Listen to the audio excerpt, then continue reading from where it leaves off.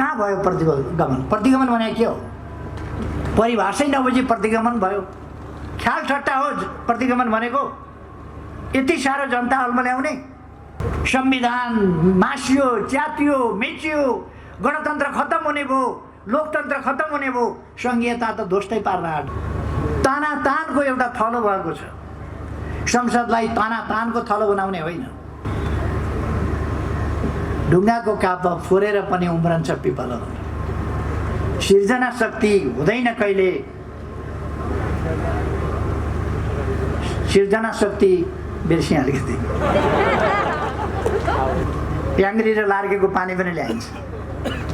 धरारा पनि अब छिटै नै तयारी भइसक्दैछ। सम्भवतः वैशाखको सुरुमा हामी त्यसको उद्घाटन गर्ने अवस्थामा पुग्छौँ।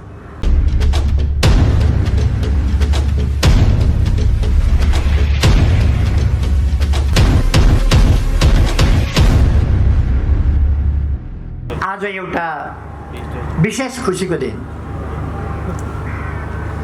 यस खुसीको अवसरमा म काठमाडौँवासी दाजुभाइ दिदीबहिनीहरूलाई हार्दिक बधाई भन्न चाहन्छु कि अब काठमाडौँवासी दाजुभाइ दिदीबहिनीहरूले खाने पानीको सुविधा क्रमशः प्राप्त गर्दै जानुहुनेछ र केही समयभित्र यसलाई पूर्ण रूपमा प्राप्त गर्नुहुनेछ। यसका निम्ति विशेष बधाई भन्न चाहन्छु। यस कार्यलाई सफलतासम्म पुर्याउने मन्त्रालय मातहतका सबै यस योजना आयोग यस आयोजनासँग सम्बन्धित सम्पूर्ण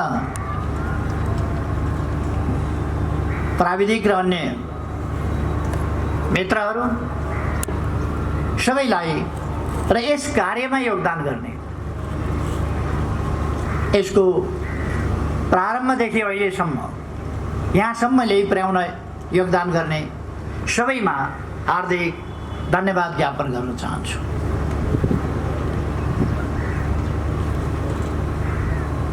आज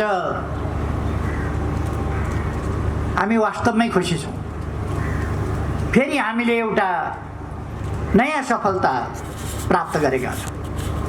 हाम्रा विकासका प्रयासहरूलाई फेरि एक कदम अगाडि बढाएका छौँ। अघि नै पूर्ववक्ता साथीहरूले भनिसक्नुभयो, चिर प्रतीक्षित मेलम्ची खानेपानी आयोजना आज साकार भएको छ, अथवा यो आयोजना को सफलता लामो समयदेखिको प्रतीक्षाको विषय थियो।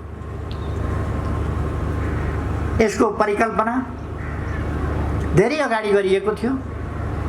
झन्डै 3 दशक यसले यस बिन्दुसम्म आइपुग्न लगायो र हामीले विगत केही वर्ष यता यस सफलताको दिन साकार पार्नका लागि कामलाई तीव्रता दिने प्रयास गर्यौँ, जसको फलस्वरूप पनि आज हामी यस बिन्दुमा आइपुगेका छौँ।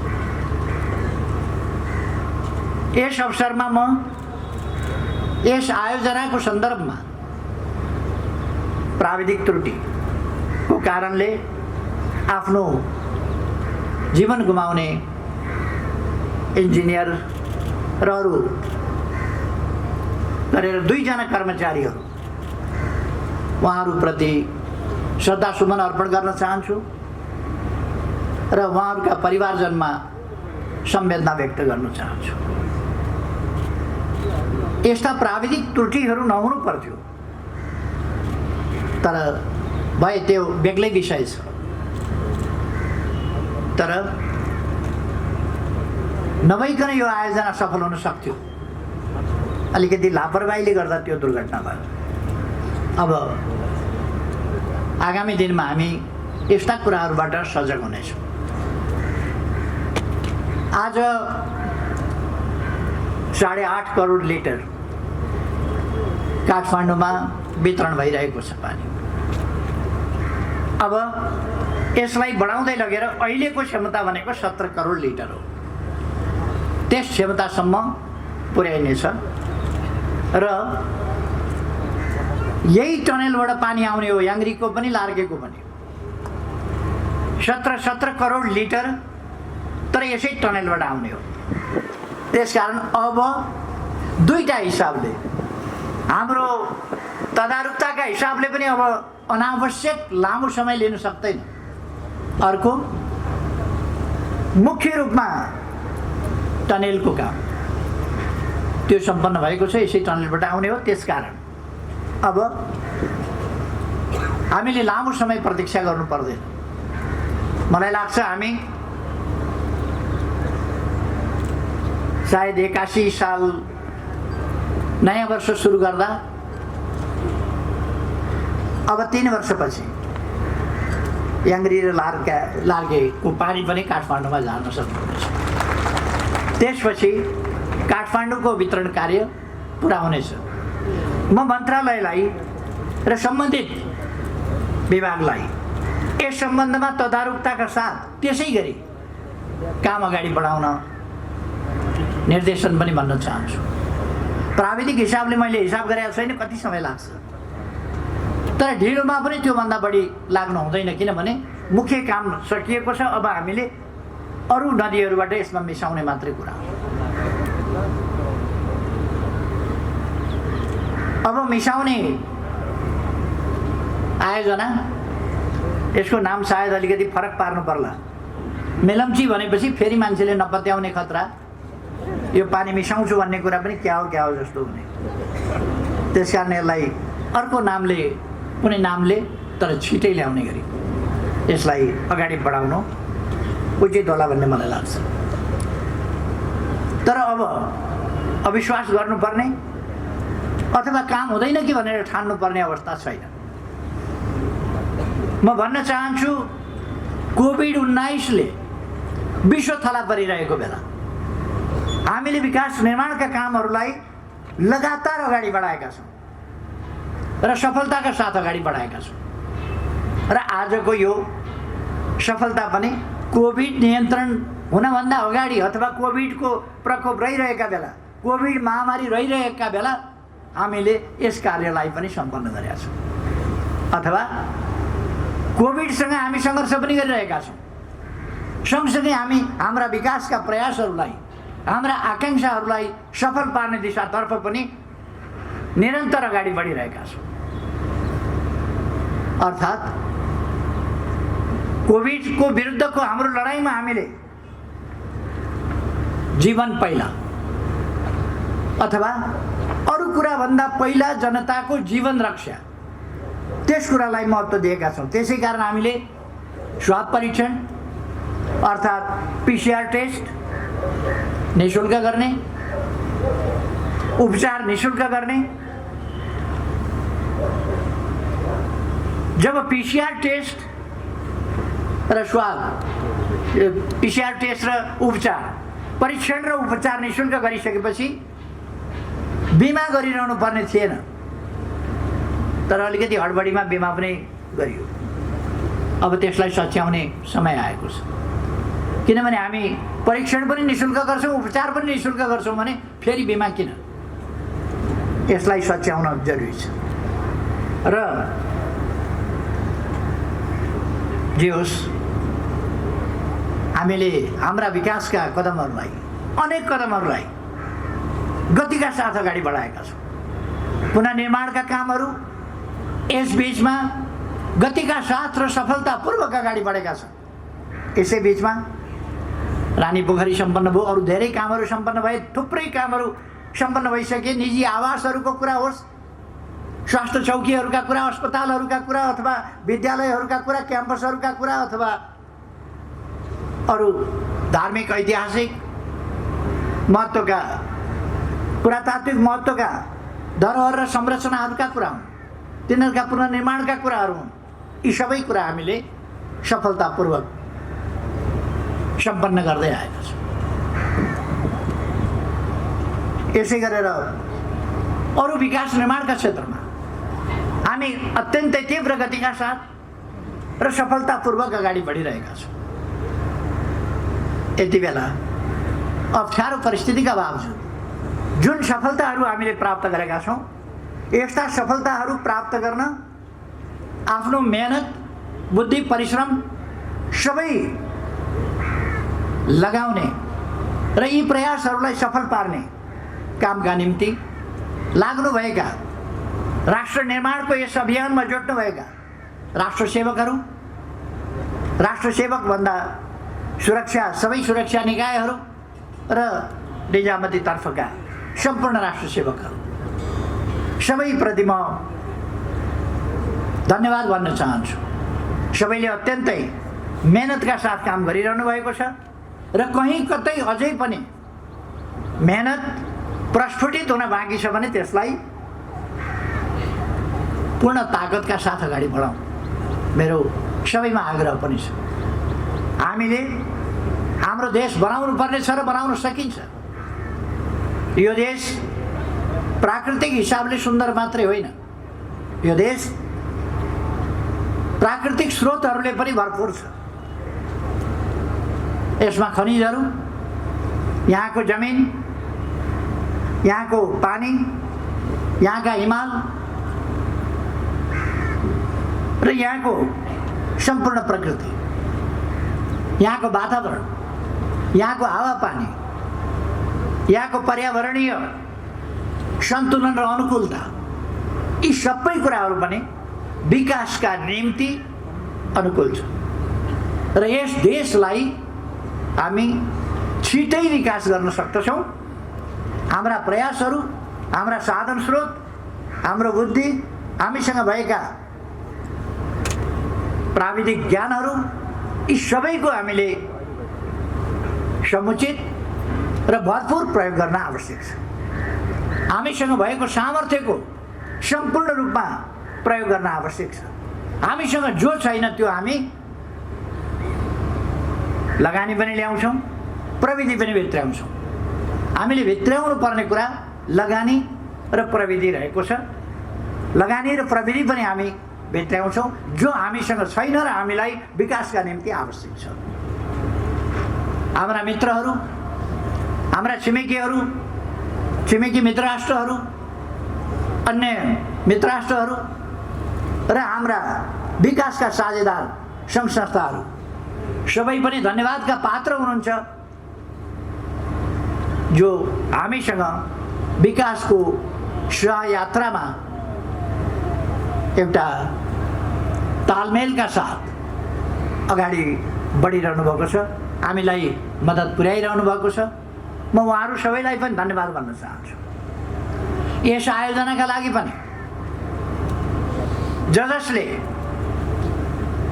आर्थिक वा प्राविधिक सहयोग गर्नुभएको छ, जसले ठेक्का लिनुभएको छ, जसले काम अगाडि बढाउनु भएको छ, ती सबै पनि धन्यवादका पात्र हुनुहुन्छ र सबैलाई म यस घडीमा धन्यवाद भन्न चाहन्छु।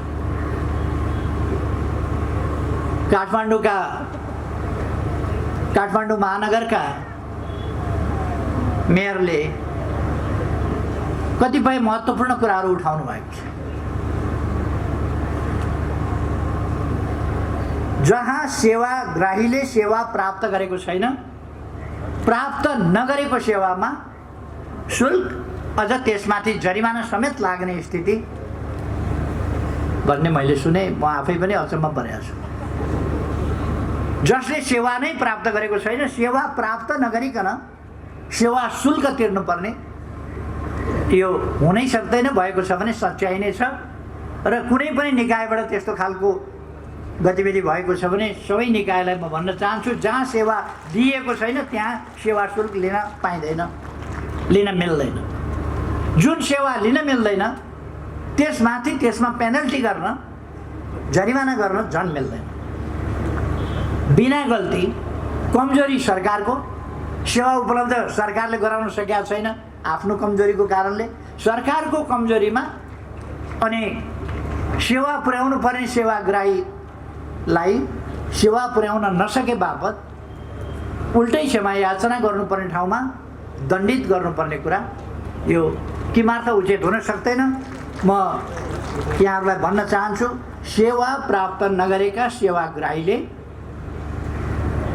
सेवा शुल्क पनि तिर्न पर्दैन र त्यस बापत कुनै जरिमाना पनि तिर्नु पर्दैन। अरू धेरै कुराहरू मैले भन्ने भन्दा पनि आज एउटा खुसीको दिन हो। हामीले चौतर्फी रूपमा प्रगति गरिरहेका छौँ। केही तालमेलहरू हामीले मिलाउन पनि बाँकी छ। सहकार्य गर्दा सहकार्यको तरिकाले अगाडि बढ्न जरुरी छ। हाम्रा सरकारी निकायहरूका बिचमा, मन्त्रालयहरूका बिचमा, विभिन्न मन्त्रालय अन्तर्गतका विभागहरूका बिचमा, खास गरी विकास निर्माण र पूर्वाधार निर्माणका त्यस्ता मन्त्रालय र विभागहरूका बिचमा समन्वयात्मक ढङ्गले काम हुन जरुरी छ र सहकार्यको तरिकाले काम हुन जरुरी छ। अघि भने जस्तै एउटाले बाटो बनाउँदै जान्छ, त्यसपछि अर्काले फेरि भत्काउँदै जान्छ। एउटाले सफा गर्दै जान्छ, अर्कोले फेरि खाल्टा बनाउँदै जान्छ। एउटाले चिल्लो पार्दै जान्छ, अर्काले उबडखाबड बनाउँदै जान्छ। यो खालको असंयोजित सिलसिला अन्त्य गर्नुपर्दछ। यस सम्बन्धमा मैले विभिन्न मन्त्रालयहरूलाई निर्देशन दिइसकेको छु पहिले नै, र अब त्यस्तो हुनेवाला होइन। अब त्यस्तो हुँदैन। यो पूर्वाधार विकासका कामहरूमा सडक निर्माण गर्न छ भने सडक निर्माण गर्नेले खानेपानीलाई, ढललाई अरू तारहरू बिछ्याउनु होला, केही बिछ्याउनु होला। त्यस्तो छ भने ती सम्बन्धित जुन त्यो सडक बिगार्न सक्ने सम्भावनाका कार्यालय छन् तिनलाई पूर्व सूचना दिने। पूर्व सूचना दिएर हामी यसरी यो सडक यसरी निर्माण गर्दैछौँ, त्योभन्दा अगाडि तपाईँहरूले केही गर्नु छ भने गर्नुहोस् भन्ने कुरा जानकारी दिने। यदि त्यो जानकारी पाएर पनि त्यो मन्त्रालयले काम गर्दैन, त्यो विभागले काम गर्दैन र पछि आएर सडक खन्छ भने जस्ताको तस्तै बनाउने फेरि उसको दायित्व हुन्छ। तर सजिलैसँग जस्ताको तस्तै बनाउन यो सरकारी खर्चको कुरा हो। त्यसकारण उपयुक्त कारण बिना कुनै पनि मन्त्रालय वा विभागले समन्वयात्मक काम नगरेर पर्खेर बस्ने अनि सरकारी खर्च हो के हो र फेरि बनाइदिउँला भन्ने खालको अनुत्तरदायी जवाब दिएर हुँदैन। त्यसमा डबल खर्च हुन्छ र अझ बढी खर्च हुन्छ त्यो भत्काएर बनाउँदा। भत्काएर बनाएको चिज फेरि कच्ची हुन्छ। त्यसकारण पहिले नै समन्वयात्मक ढङ्गले काम गर्नका लागि म विभिन्न मन्त्रालय र विभागहरूलाई पनि यस कार्यक्रम मार्फत पनि निर्देशित गर्न चाहन्छु। वास्तवमा समन्वयात्मक ढङ्गले काम गर्न मैले पहिले पनि मन्त्रालय र विभागहरूलाई निर्देशन गरिसकेका छु। समन्वयात्मक ढङ्गले काम हुनुपर्दछ र एक अर्काका कामहरू बाजिनु हुँदैन। ती एउटा तालमा हिँड्नुपर्दछ। एउटा लयमा विकासका कामहरूलाई हामीले अगाडि बढाउनु पर्दछ। अब हामी विभिन्न क्षेत्रमा नै विकासका कामलाई अगाडि बढाइरहेका छौँ। त्यसै कारण ह्याप्पिनेस इन्डेक्स, संयुक्त राष्ट्र सङ्घले ह्याप्पिनेस इन्डेक्स प्रकाशित गर्दा नेपालको प्रगति धेरै छ। त्यो पोहोर साल आकलन गरेको ह्याप्पिनेस इन्डेक्स हो। यस वर्ष गऱ्यो भने कोभिडका बावजुद काठमाडौँमा आएर आज ह्याप्पिनेस इन्डेक्स हेर्ने हो भने पारा कति माथि चढेको छ, ग्राफ कति माथि चढेको छ। बाटाहरूले ह्याप्पिनेस इन्डेक्सलाई माथि चढाएको छ। हाम्रा अरू प्रयासहरूले, धरहरा निर्माणले ह्याप्पिनेस इन्डेक्सलाई माथि चढाएको छ। रानी पोखरी, बाटाको ब्युटिफिकेसन, सौन्दर्यकरण र रोजगारीका अवसरहरूको सिर्जना, यस्ता कुराहरूले अगाडि बढाएको छ। म आम दाजुभाइ दिदीबहिनीहरूलाई भन्न चाहन्छु, सरकारको ध्यान देशप्रति छ, सरकारको ध्यान जनताप्रति छ। देशको हितको रक्षा, जनताका अधिकारको रक्षा र जनतालाई थप बढीभन्दा बढी सुविधा लगातार थप्दै जाने, उपलब्ध गराउँदै जानेतर्फ सरकारको ध्यान गएको छ। त्यसका निम्ति विकासका प्रयासहरूलाई अगाडि बढाउनुपर्छ। सरकारको ध्यान विकासका प्रयासहरूलाई अगाडि बढाउनेतिर छ, सफलताका साथ अगाडि बढ्नेतिर छ। कतिपय कराउँदै गर्छन्। म दाजुभाइ दिदीबहिनीहरूलाई निश्चिन्त रहन आग्रह गर्न चाहन्छु, निश्चिन्त रहन। अब जनताको जागेको चेतनालाई कसैले पनि प्रतिगमन भयो भन्ने स्याल हुइयाँ मचाएर कहाँ भयो प्रतिगमन? प्रतिगमन भने के हो? परिभाषै नबुझी प्रतिगमन भयो। ख्याल ठट्टा हो प्रतिगमन भनेको। यति साह्रो जनता अल्मल्याउने। कोही शासनमा पुग्न पायो भने क्रान्ति भइहाल्ने, कोही शासनमा पुग्न पाएन भने प्रतिगमन भइहाल्छ। कोही प्रधानमन्त्री हुन पाएन भने प्रतिगमन हुन्छ।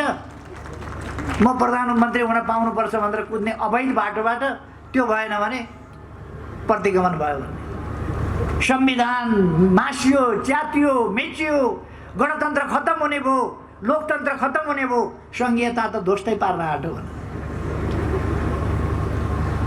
यस्ता खालका कुराहरू व्यक्तिगत आकांक्षा परिपूर्ति नहुँदा असन्तुष्टि अभिव्यक्त गर्ने कुरा मात्रै हो। त्यसकारण म दाजुभाइ दिदीबहिनीहरूलाई ढुक्क रहन आग्रह गर्न चाहन्छु। देश अगाडि बढ्छ, तपाईँ हामीले अगाडि बढाउनुपर्छ। विकासको क्रम अगाडि बढ्छ। सरकारको यसैमा ध्यान छ र विकासको क्रम अगाडि बढ्छ। संसद पुनर्स्थापना भयो, पुनर्स्थापित संसद न काम अगाडि बढाउन सक्छ न केही गर्न सक्छ। त्यस्तो स्थितिमा संसद तानातानको एउटा थलो भएको छ।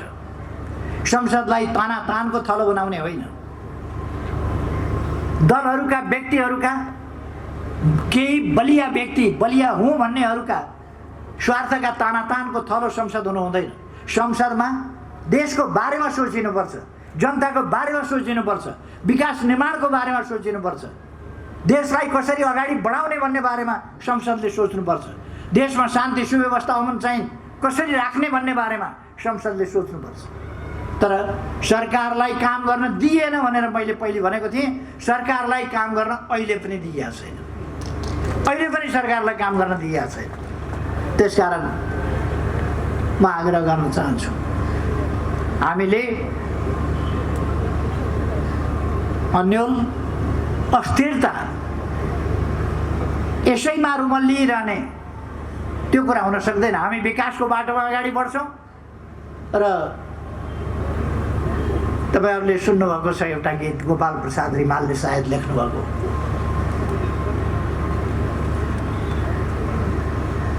ढुङ्गाको काप फोरेर पनि उम्रन्छ पिपल, सिर्जना शक्ति हुँदैन कहिले, सिर्जना शक्ति बिर्सिएँ अलिकति, सिर्जना शक्ति हुँदैन कहिले पनि हुँदैन विफल, ढुङ्गाको काप फोरेर पनि उम्रन्छ पिपल। ढुङ्गाको काप फोरेर पनि पिपल उम्रिन्छ, पहरो फोरेर पनि मेलम्चीको पानी ल्याइन्छ, प्याङ्ग्री र लार्केको पानी पनि ल्याइन्छ। भुइँचालोले भत्कायो भने फेरि दरहरा अब भत्काउन नसक्ने गरीको अझ बलियो, अझ हल्को, अझ मजबुत बनाइन्छ। रानी पोखरी भत्कायो भने फेरि अझ राम्रो बनाउने हाम्रो नारा अन्तर्गत अझ राम्रो बनाइन्छ। बनाएका छौँ हामीले। धरारा पनि अब छिटै नै तयारी भइसक्दैछ। सम्भवतः वैशाखको सुरुमा हामी त्यसको उद्घाटन गर्ने अवस्थामा पुग्छौँ। भएन, एकदमै ढिलो भयो भने पनि पहिलो वा दोस्रो हप्तासम्ममा हाम्रो इतिहासको गौरव झल्किने, आधुनिकता समेत टल्कने धरहरा निर्माण हुनेछ। हामीले हाम्रो निर्माणको सन्दर्भमा भनेका छौँ, हाम्रो इतिहास गौरवपूर्ण छ। गौरवपूर्ण इतिहास हाम्रा निर्माण कार्यहरूमा झल्किनु राम्रो हुन्छ र हामी इतिहास झल्काउने नाउँमा पुरानै कुराहरूमा मात्रै अल्झिरहँदैनौँ। इतिहास झल्किनुपर्छ, तर आधुनिकता, आधुनिक प्रविधि, आधुनिक विज्ञान, आधुनिक ज्ञान, हाम्रो आधुनिक क्षमता त्यो पनि टल्किनुपर्छ।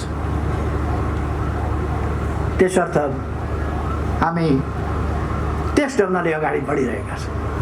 यति बेला म सम्पूर्ण खुसियाली मनाइरहेका काठमाडौँवासी दिदीबहिनी दाजुभाइहरूमा र खास गरी हाम्रा दिदीबहिनीहरू जो पानीको समस्याका लागि सबभन्दा बढी तडपिनुपर्छ, योगदान गर्नुपर्छ, दुःख गर्नुपर्छ, उहाँहरूको खुसी, त्यस खुसीमा म पनि सामेल हुन चाहन्छु। म खुसी साट्न चाहन्छु। अब म धेरै समय लिन। सम्माननीय राष्ट्रपतिज्यू, आजको यस ऐतिहासिक एउटा सफलताको क्षणमा, काठमाडौँवासीको खुसीको क्षणमा, लामो समयदेखिको सपना साकार भएको क्षणमा यहाँ उपस्थित भएर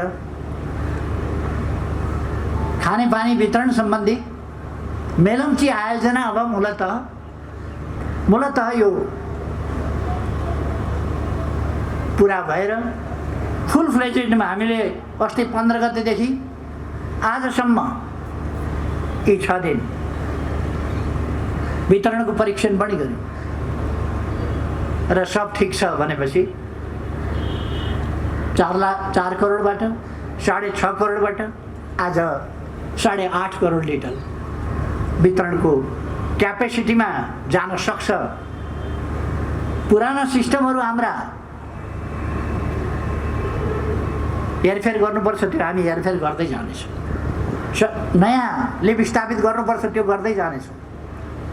तर यो मूलतः मेलम्ची आयोजना सफल भएको र पानी वितरण कार्य अब अनवरत रूपमा अगाडि बढ्ने यस समारोहमा सम्माननीय राष्ट्रपतिज्यूको गरिमामय उपस्थितिले हामी सबैलाई हर्षित बनाएको छ र म सम्माननीय ज्यूमा धेरै धेरै आभार व्यक्त गर्न चाहन्छु र धन्यवाद भन्न चाहन्छु।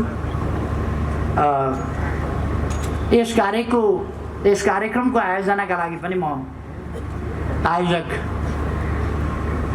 खानेपानी मन्त्रालय र यस विभागलाई हार्दिक धन्यवाद भन्न चाहन्छु र यहाँ सबै उपस्थित दाजुभाइ दिदीबहिनीहरूलाई फेरि एकपल्ट धन्यवाद सहित धेरै धेरै शुभकामना भन्न चाहन्छु र आफ्नो भनाइ टुङ्ग्याउँछु। धन्यवाद।